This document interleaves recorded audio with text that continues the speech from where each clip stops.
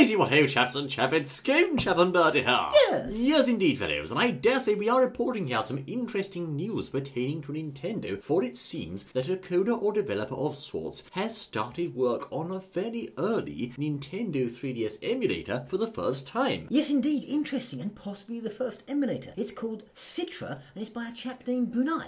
That's right, old boy. Now, firstly, you should note, fellows, that any previous 3DS emulators, or supposed ones, have actually not been emulators at all, but rather scams of some sort. So keep your eyes peeled for those and watch out, I say. This one here is, in fact, the early working stages of a 3DS emulator. Now, before you get your hopes up and start getting excited, just calm down for a moment, I say, because it is, of course, as we said, in the early stages, which means that right now it's only capable of running homebrew, but it does have an impressive feature set, doesn't it, old chap? Well, yes, it does. ARM9, ARM11 interpreter for the 3DS app core, frame buffer rendering, and support for both Linux and Windows. That's right, old boy. It was coded in C++ and is an ongoing project. Now, the developer has said that the project will only potentially be useful to developers in the long term because it doesn't have support for loading commercial games or things like 3D support, gamepad support, etc. and so forth. But of course, one thing does lead to another with these things, and we don't know where it could go. Well, yes, it would be interesting if the 3D worked on a computer screen. That's right, old boy. I don't know about that, old chap. Perhaps you could have 3D glasses or some such. Indeed, it could be on a larger screen, but those are all things perhaps for the future. But for now, certainly some rather interesting news there, fellows. The first 3DS emulator is in the works, which may well be of interest to perhaps coders and people in on the 3DS scene. Well, yes, of course, and it's worth remembering. You can't just slap one of these things on a computer.